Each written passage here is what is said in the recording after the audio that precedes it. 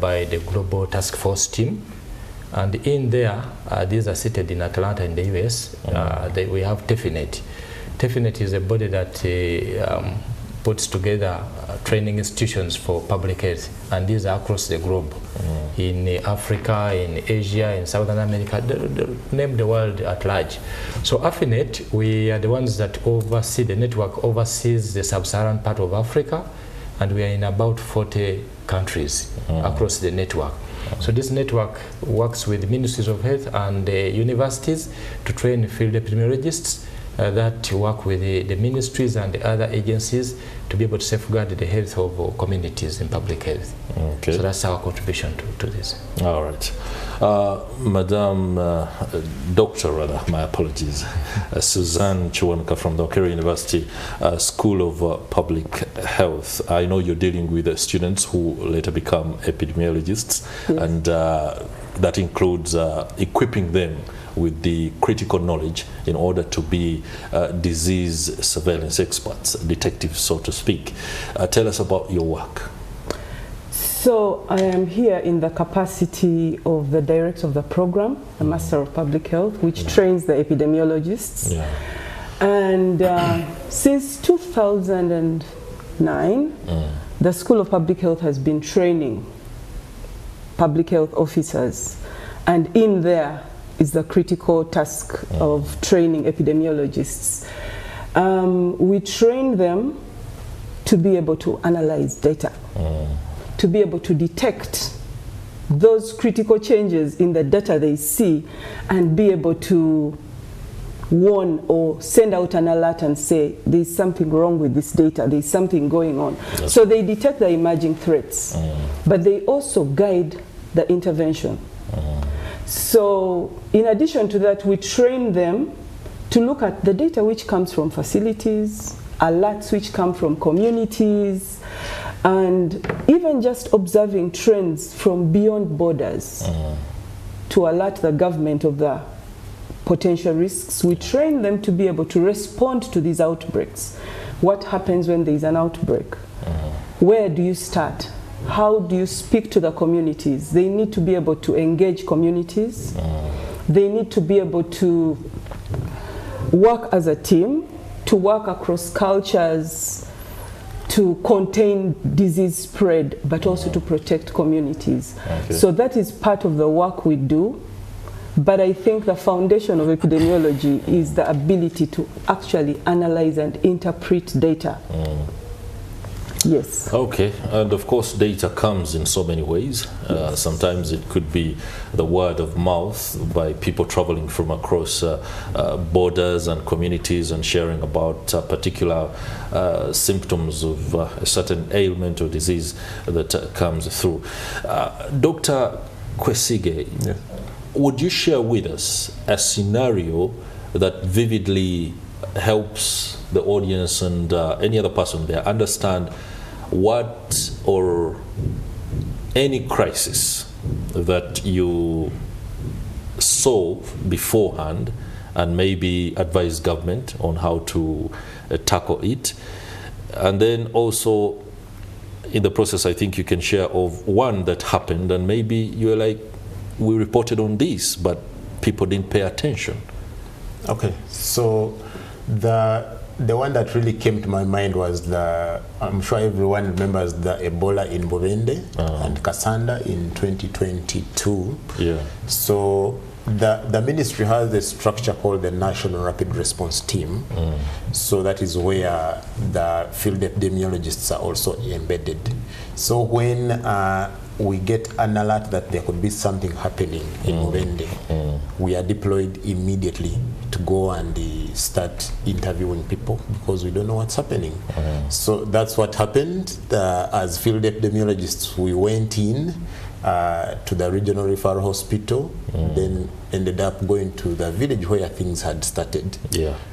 Only to realize that the cases had taken quite a bit without being reported, without detection. Yeah. It's not easy to detect these things. Hey. Yeah, but the moment we landed on it, we interviewed the cases, got to the bottom of what was happening. And because these people even go to private health facilities, you know. I remember the president being particularly concerned about the fact that many had actually gone to traditional healers. Yes. So those investigations, that's really our work, because if you don't know where someone has gone to, how are you going to even control this disease? So you go and ask the case, the Ebola case, you ask everyone whom they've been with in the last, say, 3 or 4 weeks, and you also look for those people and you monitor them. If anyone starts falling sick, you have to also isolate them so that you protect the rest of the community. Okay. Yeah. And not to put you on the spot, on any one crisis that you actually reported correctly and maybe things were not taken up as sufficiently or as quickly as they ought to have been? Nothing really comes to mind. Okay. Most times, these big outbreaks like Ebola that you see, those are the ones where people get to know. But there are so many other smaller outbreaks which happen, and we control them, so they don't even get to news the media or anything.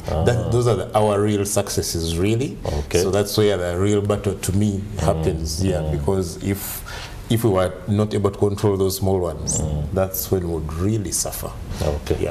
Dr. Kayita, when I hear Dr. Kwesiga speaking about the battles that go on, these require resources, no doubt, to be able to fund incursions into communities, and I'm sure that the levels of collaboration with organizations like yours is one that helps them succeed.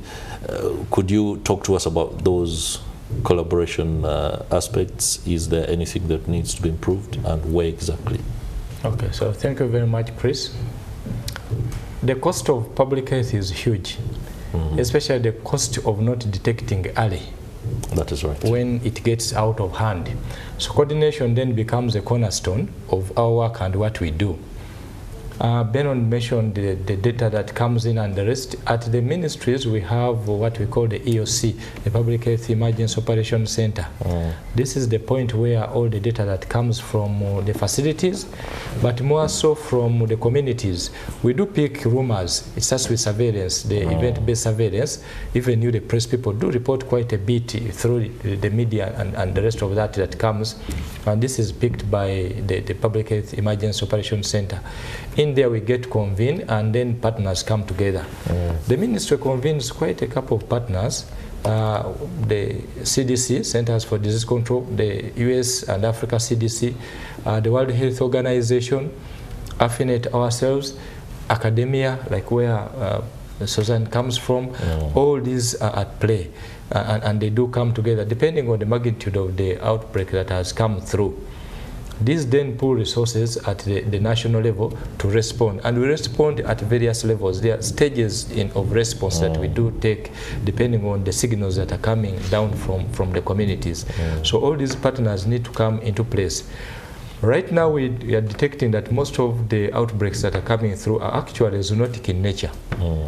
Now that requires a One Health approach, where we bring in the ministries of agriculture, ministries of water, and many other aspects. The security can come in. You saw what happened during COVID, where there are all these restrictions. The press people, the news people come in and plot this. All these bring in resources, because the resources are not basically only financial. There are also technical aspects. There are also physical material aspects that are usually brought in, like UNICEF, Red Cross. Many of these come to play, and they convene at the ministry within the incident management system that is established, and it has quite a couple of pillars in there, and coordination is one of those that pulls the partners together and the resources together, and then we can see how this moves in place. But that's when an outbreak has occurred. But even before an outbreak occurs, we do have surveillance and preparedness. Organizations like ours, like AFENET, working across the 40 different countries in Africa, actually working with the ministries of health to plan ahead of the next outbreak, and then we begin already planning and structuring and which partners need to be at play when all these things happen. Okay. Dr. Kiwanuka, the research gaps are currently existing. I don't know how you are addressing that on the part of the academia. And then there is also what we see, and this one I'm glad you're here with us for clarification, the fact that health workers, including epidemiologists and other experts, are increasingly choosing to either seek employment opportunities elsewhere on account of the challenges that we do have. This one affects our own ability as a country to deploy more detectives into communities in order to arrest some of the crises that we do face. So, when it comes to the research gaps, Dr. Kayita has actually mentioned one of the biggest research gaps, the issue of emerging zoonotic spillovers. There's a lot of work that needs to be done there because, as you know, Ugandans have moved a lot into animal husbandry. And there is a lot more interaction between humans and man, but there are other spillovers from wild animals and game parks. So there is a lot of research needed there. There is research needed around the area of preparedness and response, because we find that despite having frameworks for preparedness and response, it differs across different settings, with some countries able to respond faster and to mitigate the impact of these outbreaks. One thing I wanted to talk about in terms of research gaps is something we tend to ignore: the slow epidemics. The slow epidemics speak to those conditions that creep up without being observed. The cardiovascular diseases, the diabetes, the hypertension. There's a research gap there because there is not much investment and emphasis on slow epidemics, because they don't just knock you out like Ebola, So there is a neglect of work in this area and investing in this area.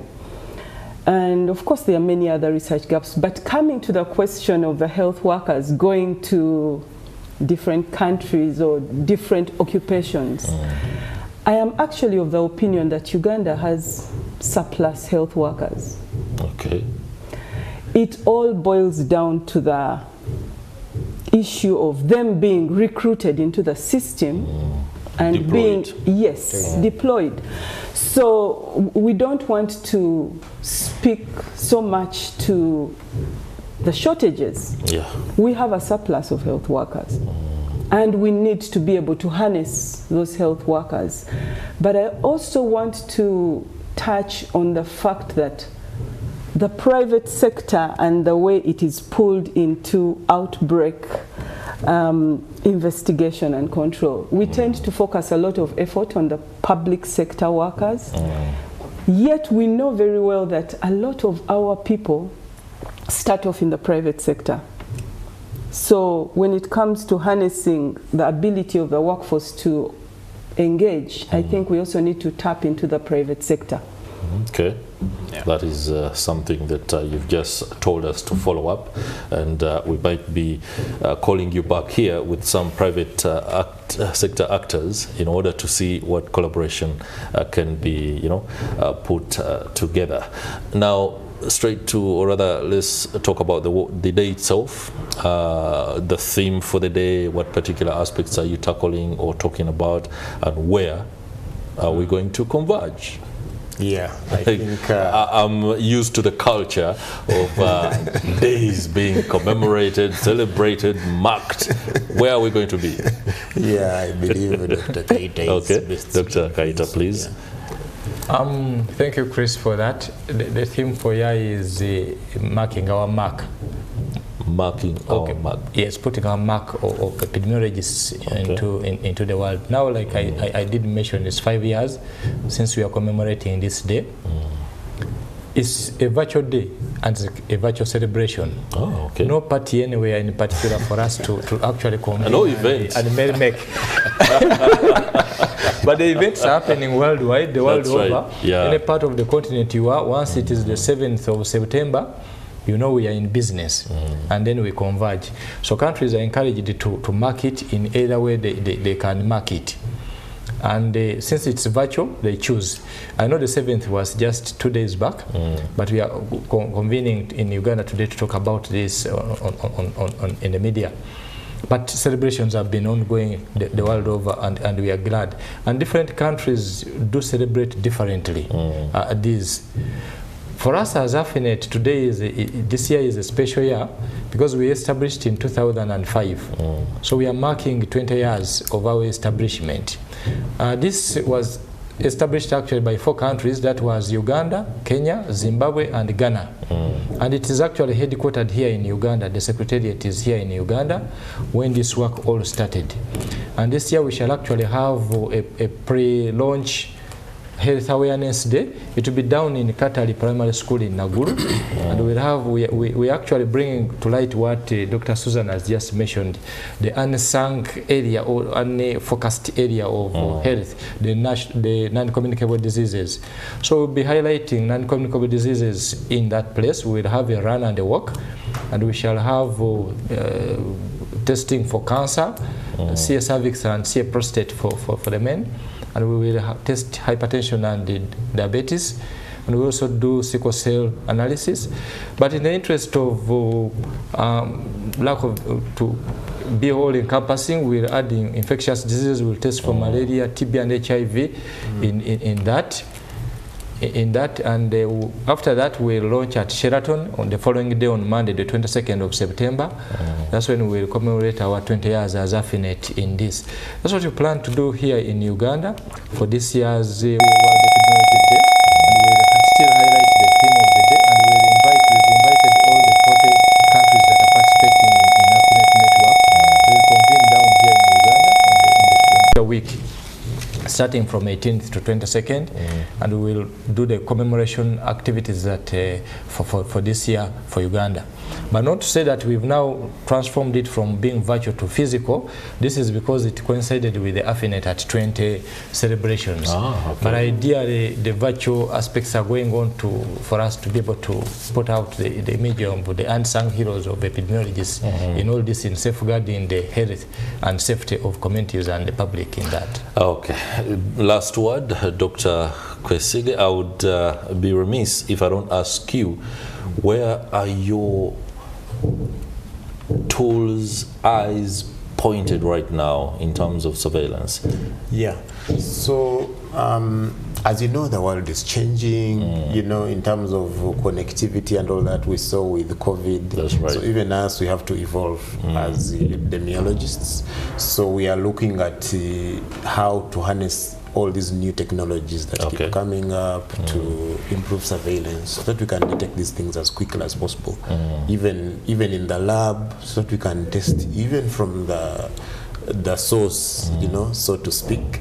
So that's one thing, but also we've learned that we need to improve cross-border surveillance between the different countries, especially here in East Africa, because us and DRC are always exchanging things, etc. So we are learning that moving forward we really need to improve these 2 areas in particular, but also to just churn out as many epidemiologists as possible. Okay. Yeah. You've just talked about something I was going to ask Dr. Kiwanuka. Are you going to be churning out a little bit more? You've talked about surplus. That should not condition you to basically go slow on churning out many of these experts. We are not concerned so much about having surpluses because we can always share with our neighbors far and wide. That's right. It's always a good thing to be able to train, and we know that training has always been a domain of universities and other training institutions. So we do continue to train, and hopefully we will have enough to go around. While there are surpluses in other settings, not much so in epidemiology. So we do need more field epidemiologists, given the increasing threats that we face on a day-to-day. But one last thing I think when you talk about training is the need to have multidisciplinary training, multidisciplinary teams, given what he has mentioned, the need to have a mix of the vet, of the environment. Yes, okay. that kind of approach to training is what we need right now. Okay. Dr. Suzanne Kiwanuka, Associate Professor at Makerere University School of Public Health, many thanks for that perspective, and many thanks to you too. Dr. Benon Kwesiga, Epidemiologist, and Dr. Kayita Godfrey, a Senior Epidemiologist at the African Field Epidemiology Network, AFENET, for making it to Morning at 10 TV. We have learned, and I'm sure out there you have new insights on how to go about detection, because if the experts are working out there, we might actually never know the kind of battles they are fighting for us in order to be safe. It more speaks like the military people. They are doing a lot of things we do not see. So commendation goes out to all epidemiologists as you celebrate and mark the World Field Epidemiology Day. Stay with us.